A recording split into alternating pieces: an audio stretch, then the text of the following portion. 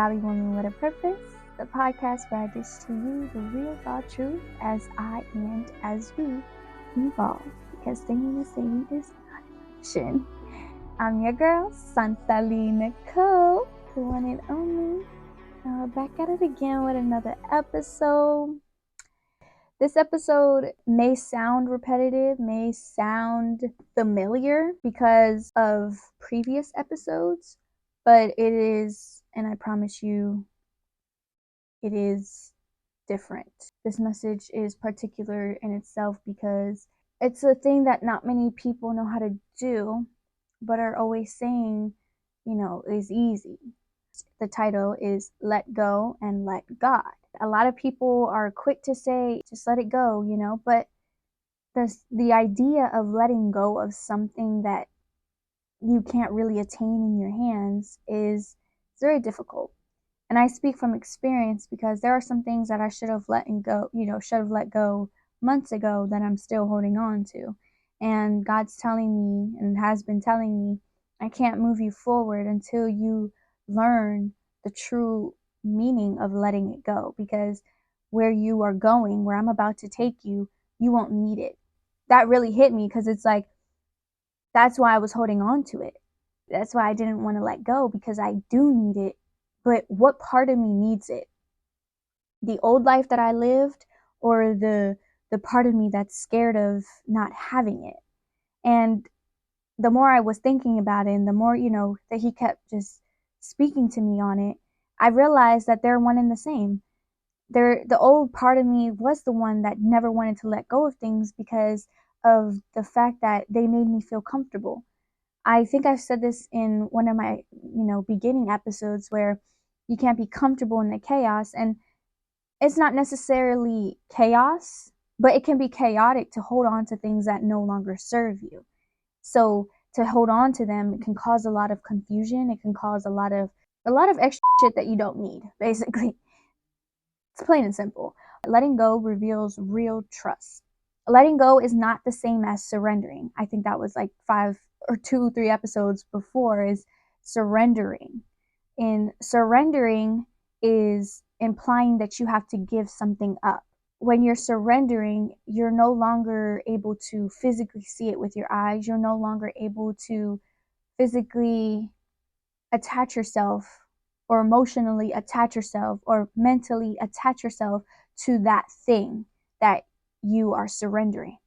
Whereas letting go is allowing yourself to remove that thing. Well, let's say I have this little headband thing, okay? Someone tells me to let it go. I'm gonna let it go. I'm just gonna drop it. Now I let it go. I don't necessarily have it in my hands, but I can still see it. I can still pick it up. I can still hold on to it. Whereas surrendering is someone coming in the room and telling me to surrender the headband. Now I have to physically give it up. Where now they will take it wherever they're going to take it, and I can no longer attain it. I can no longer hold it. I can no longer see it, and I can no longer grab it and hold on to it. The difference in the two is that you have to have trust in the letting go, that even if you can still see it, right? And oh God, I wanted to get into the verses first, but it seems like he's bringing me to this, and I want to tell y'all, I did not want to talk about this. I'm advocating that this is a real raw, podcast. So I got to tell y'all the real raw truth. That is my life. Here we go, y'all. It's about to get real. He said that situation that you were going through a couple months ago, this person was different than all the other people that I've met. And I'm not one to really put myself out there. So when I do, I tend to look below the surface, and sometimes that's good. I mean, all the time it's good, but sometimes it just really isn't that good, right? Because when you see something, you can't unsee it. I was really, really living in my flesh, not letting spirit truly have its way in me. So a lot of the reactions to some of the things that I was seeing were fleshly reactions. Reacting out of flesh only causes problems. it got to a point where I was like, I really do want this to work so bad. And I said, if this is your will, keep it going. If it's not, mess it up right now. And, do it with love and grace, because I don't want to have another person that is hurt by me, right? Because I was very intentional about who I was being, especially after the type of marriage that I was in. I didn't want to continue to hurt people because I was hurt. Lord, if this your will, let it go or let it be. And if it's not, mess it up. Mess it up. Because I know that your no is protection and is redirection for something better. It was getting to a point where it was quite literally obvious that God was not wanting this to work out. Eventually got to the point where they called it a quits. I can't be mad that I asked the Lord for this. When my prayer truly unfolded in front of my eyes, like it wasn't something that happened behind closed doors, it happened in front of my eyes. I noticed that I didn't react. I let it be. He later revealed to me, like, you don't have to fight for something that's yours, right? If it's truly yours, it will work for your favor. It will work itself out for you, and it will flow. The reason I was able to surrender it but not quite let it go right away is because I felt like there was still some type of control I had. Mind you, this is control that was never really mine in the first place. This mentality that it could still work, even though God was very blatant that it was not going to work. I was not able to let it go right away. Although I was being myself, it wasn't a part of me or a version of me that I truly wanted to be, right? I just was used to being this version of me, and that's what I was giving. God was like, this is not another person you can change. This is not another person that you think you can change. So once he said that, it was just like, okay, yeah, now I really need to let it go, because if I think that I can change a person, I mean, how did that work out for me the last time? I mean, I'm getting a divorce. So that's the answer to that question. I had to surrender it because I couldn't force them to love me. I couldn't force them to like me. I couldn't force them to want to be with me. I had to surrender it. In the act of letting it go, I was also realizing about myself that I didn't want to be a part of something where I had to lower my standards. Who I was a year ago, that's the standards that they were meeting. Who I was looking to become, and in looking to who you want to become, you have to act in that manner. You have to be in that manner to become that person, right? And who I was becoming, it just wasn't, it just felt out of place. I had to get biblical with it, and I was like, Lord, but how does this work out? And he brought me to Job. Now, Job, in God's eyes, upright and perfect. There's a conversation that goes on in like the first chapter of Job, and it's between Satan and God. Now, the Lord is talking with the angels, with his sons, and in walks in Satan. And, God asks him, where have you been? Where are you coming from? He's basically looking for someone's life I can ruin. So then God offers up Job to Satan. And from a man's perspective, and I say man, if you don't know this by now, for all my new listeners and new watchers of this podcast, when I say man, I mean mankind. So it implies to both females and males. He made man in the likeness of himself. From a man's perspective, we look at that as like, dang, God didn't love Job. When you read further, God loves, trusts, and cares for Job. It's implied in the way that he started off describing Job as perfect and upright. And then later in verse 8, he basically is bragging to Satan about how upright and perfect Job is. And the Lord said to Satan, have you considered my servant Job? There is none like him in the earth, a perfect and upright man, one that fears God and refrains from evil. To refrain is to keep yourself from. So he not only is upright and perfect, but even when in the presence of evil, he doesn't participate in it, and he keeps himself from it. He keeps himself focused on the Lord. I may not have been perfect, because we're not perfect. We're not like Job. We're not upright and perfect. We have our sins. We have our, impurities. We have our crevices that hold all of our secrets. And it may be secret to man, but it's not secret to God. he tells God, I can't do nothing to him after he's offered him because you have a hedge of protection around him, right? You've blessed everything. You blessed him, his family, his crops, his cattle, everything, right? And because God trusted Job that no matter whether he had these things or not, that he would still bless God. He would still bless God's name because it wasn't about the blessings, it was about the blesser. So he took his hand from Job. From there, it leads into the later verses of Job where we're painted a picture of Satan having no mercy on Job's life. If you read Job and you read what Satan really did to Job's life, he sent people to steal things from him. He allowed God's fire to fall. Now this is different, right? God helped Satan destroy Job's life. No, there's sometimes nothing that you've done to go through what you've gone through. Sometimes it's God allowing things to happen to you because they will in the end make you into the person that he needs you to be to fulfill this purpose. And that's why we can't look so small-minded at what we're going through, because a lot of times we're just like, oh well, this wasn't necessary to go through. But you don't know, maybe 5-10 years down the line, this will make you into the person that you need to be when you're in that boardroom, or when you're in front of these thousands of people, or when you're in front of this one important person that can shift something for the greater. It's looking at it from God's perspective, and that's what he was showing me when I was looking at Job. Try to see it from my perspective. And that's where, he showed me that what he was allowing Job to go through wasn't to kill him, but to make him stronger. And then to top it off, Satan killed all of his kids. All of this happened in one night. So he heard it all in one shot. There was no breaks in between. And that's just like life, right? That's just like a lot of things that we go through in life. And I'm smiling because God is so good. God's wisdom will literally keep you. There's a lot of things that Satan will orchestrate and scheme to happen in our lives to kill us, with the intention of killing us or setting us off track in life and keeping us away from God, because he knows that God can give us all the things that we need and that we lack in that moment.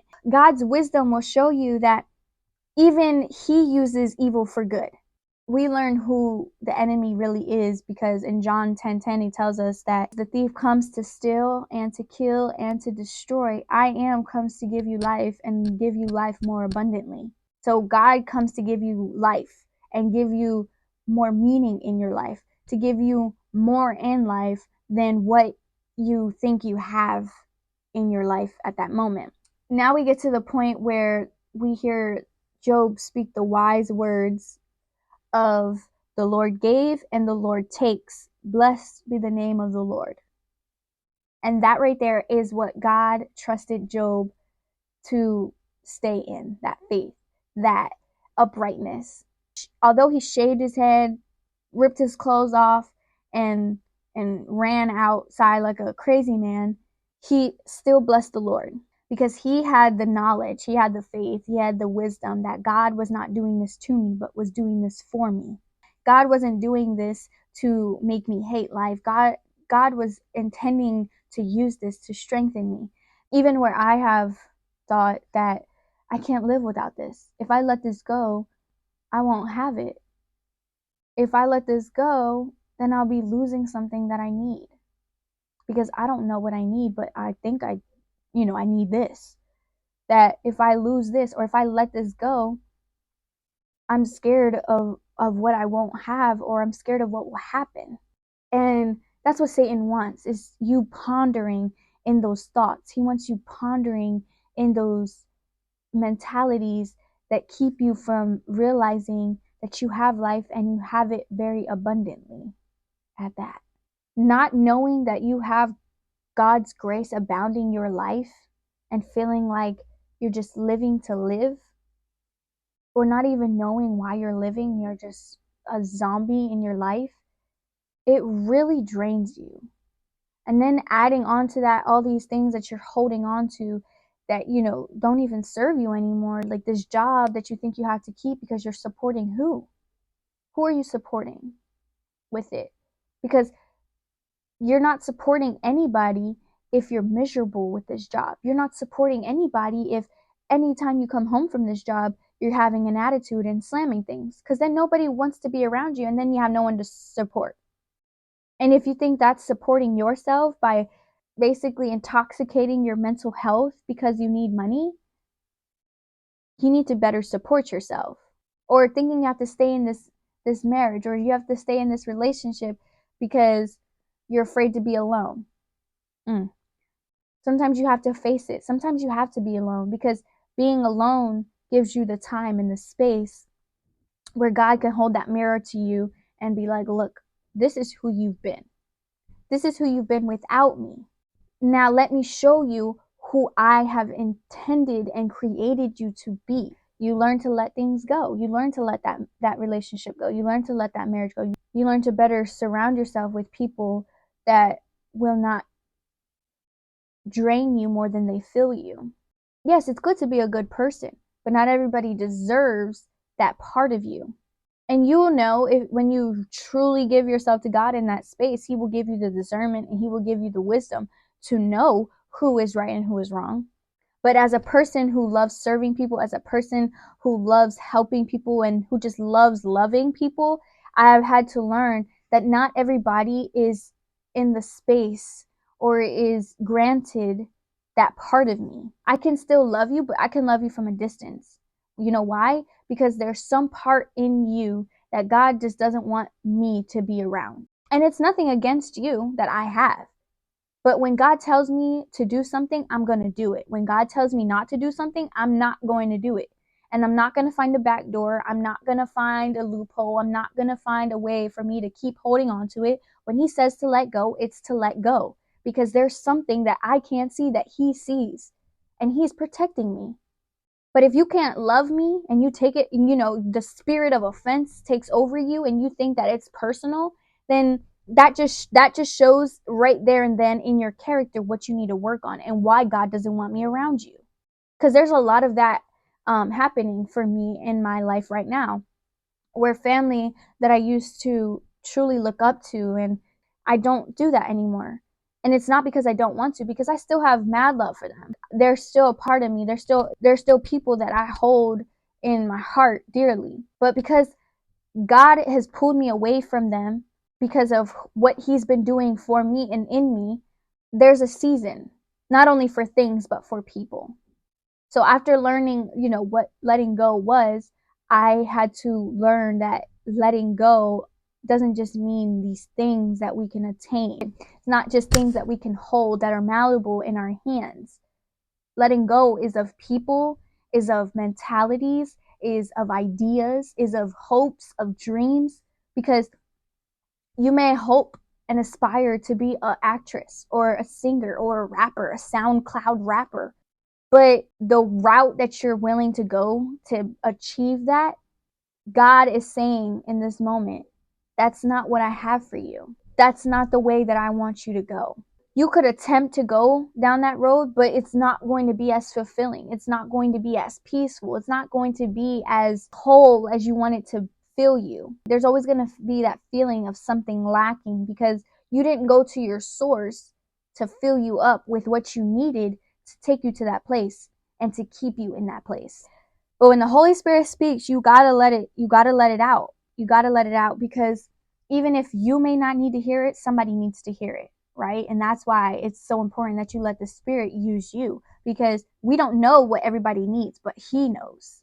The Lord allowed this situationship to take presence in my life, but He also took it away. But you know what? His name is still blessed, because now looking back, I'm glad that it didn't work out. I'm glad that it worked out the way it did work out, because I've learned so much about myself that I wouldn't have if I didn't if I didn't surrender it and if I didn't learn to let it go. And we notice that even through all of the things that Satan took away from Job and where he was in that pitiful and sorrowful place, he did not sin and he did not curse God. Whereas I wish I could say the same, when I was going through some hardships back in 2021 and it was just like one thing after the other, I was not as perfect and upright as Job. I was cursing God. I was like, how the hell could you let this happen to me? I said, where are you? You're supposed to be this this thing that is with me all the time, and you're nowhere to be found. I learned that it's not to you, it's for you. If all of this happened to us, without having a relationship with God, we would lose our mind. We would curse God. We would blame people. We would blame Him. We would curse anybody that looked at us sideways for feeling this way. When we say, life just be lifing, if y'all don't feel that in your spirit, because I still feel that in my spirit sometimes, life be lifing, but I've gained a lot of wisdom. I've gained a lot of understanding, and I know that life is lifing, but it's lifing for me, not to me. It can be a hard process while while we're all still in the midst of what it is that whatever life is lifing at that moment. It can be hard to process it while you're still in the midst of it. It can be hard to let it go when you still feel the effect of it on you. The true part in letting go is letting God.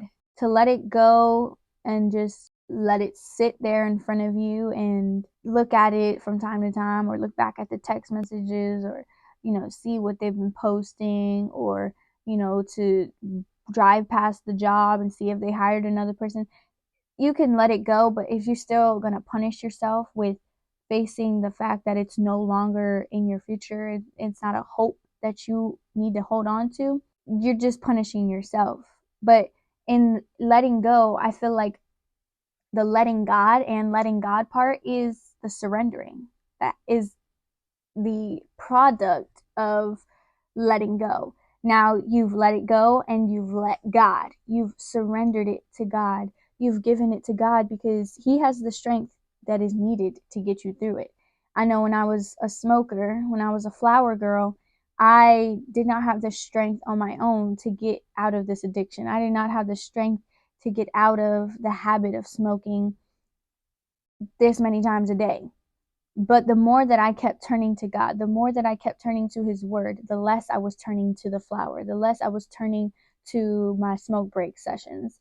And I was more enveloped in what God was telling me. I was more enveloped in what God was speaking to me about and speaking to me on, because there was a lot of unanswered questions. There was a lot of wounds that were open, and that all I kept doing was touching them and infecting them more. And He was giving me the remedies, the healing that it was needed to close these wounds up. Sorry, y'all, they're doing some work downstairs. What you're holding on to and refusing to let go is a burden. And letting it go and casting it. And to cast is to slingshot something. Truly with all force intended behind it, because you really want it to go far and get away from you. The more intentional you are about your casting onto God, the further away they get from you. And the closer He comes to you. Thank you, Holy Spirit. The closer that He is drawn to you. Because He's always near, but His wrath is His absence because of the sin that we hold in our lives. Not to say that what you're holding on to is sin, but maybe it is. Or maybe it's contributing to you participating in sin. And He doesn't dwell where evil is. The further you cast these burdens onto Him, the closer He can draw to you. And the more comfort you feel, the more clarity you feel, the more release, the more peace that you feel. And that's what He wants for you. That's because that's who He is. That's the type of God that He is. That He wants you to feel all of that. No matter what the world may be trying to tell you, the circumstances, oh, Holy Spirit, I feel this for me. No matter what the world is telling you, no matter what the circumstances that you are facing, that you can cast them all onto Him, and He is going to draw near to you and give you the answers and give you the provision that you need in that season. And the questions that you may have are going to be answered. The people that you may need, they're going to be brought into your life at the right timing. But first you have to let it go, and He has to prune it. He has to prepare you, it in you. And 1 Peter 5:7 tells us to cast your cares onto Him because He cares for you. That's just another example, another promise, another word that He gives us to back up that it's okay to let it go. It's okay to cast your burdens onto me, to release all of these circumstances, to release these people, because I care about you enough that whatever you think you are about to lose, or whatever you think you're going to lose from letting these people go, or letting these habits go, mentalities, situations, people, places, all of these things, whatever you think you're about to let go, He's not going to be lost. I will provide it unto you. I will provide it unto you better and more abundantly. One part from Job's suffering that caught my eye was that after all that Satan had done towards him, that he then also went further and gave Job a skin disease. He gave him like bubble warts on his skin. Now, if, taking his crops and his oxen, burning his sheep and killing his kids wasn't enough for Satan, and he still went on and made Job's life more miserable, God stepped in for Job, right? So he tells Satan, because they have another conversation before Satan sends these bubble warts, the skin disease, onto Job. He tells him in 2 verse 6, and the Lord said to Satan, behold, he is in your hand, but save his life. Because God knows that in the manner of you being saved, by your life being saved, that he can still use you, that he can still get you to the point where he needs you to get to for his purpose. So Satan can do and play all these games that he wants, attack you however he wants, but as long as you have faith, as long as you believe and hope in for tomorrow and a better tomorrow, and hope and have faith that God is going to be there and is always with you, is never forsaking you, that he is going to bring you a better tomorrow, that he's going to bring you into better. With this insight given, we're not only shown how the enemy's strategies and attacks can be allowed by God, but majority of the time that God in the end will protect you from it, right? It goes back to my previous episode of what doesn't kill you makes you stronger. What God intends for evil, or what Satan intends for evil, God will use for good. And the weapons that were created will not prosper, right? This is the part where the weapons that were created to kill you shall not prosper, because God has gone ahead, one, and influenced the craftsman or the worksman behind the weapon. That's two. If he can influence this worksman who created this weapon, that means that it will not prosper in the way to kill you, but in the way to make you prosper. Letting go allows you to redevelop your mentality on how things should be or are, because it's normal, right? So letting go lets you receive the wisdom necessary in what you were led to let go of. When he's telling us to let go, sometimes he's not telling us to let go because it's going to be gone forever. Sometimes he tells us to let go just for a season, because some things need to be edified and molded in his hands before they come back into our lives. But that's where you have to ask him for the discernment and the wisdom to know the difference, because he may be asking you to let go of something for a season, not for your whole life. Or sometimes he may be telling you to let go of something for your life that you think is only for a season. Okay. And you have to know the difference, because not everything is for you, remember. So when he's telling you to let go of these things, you just have to trust in his timing, that whether it's for you, it will come back to you. Whether, it's meant to prosper you and better you, then you will see the fruits of that transpire in your life down the road. Through all of this, right, after he got the wart, Job's wife saw that he was still blessing God. And she's like, why don't you just give up and die? Most times people, in more kinder ways, they won't just tell you to give up and die. They'll just tell you, are you sure? Or they'll be like, I don't know if that's going to work out, right? So most times people will be kinder about the way that they imply what his wife implied. But I ask you the same question he asked her. Are you only expecting God to do good for you and never expecting bad to happen? And if that's the case, you'll never reach the potential that God has for you, because it's through the bad, really, that you not only create more good moments, but you create a better you. Don't give up in the midst of having to let it all go. The storm always happens before the rainbow appears. Trust is being revealed. Allow yourself to experience it and have it. It's been the conclusion of this episode. If you haven't already, go check out the previous episodes. Yeah, subscribe, like, and comment. I love y'all. Bye.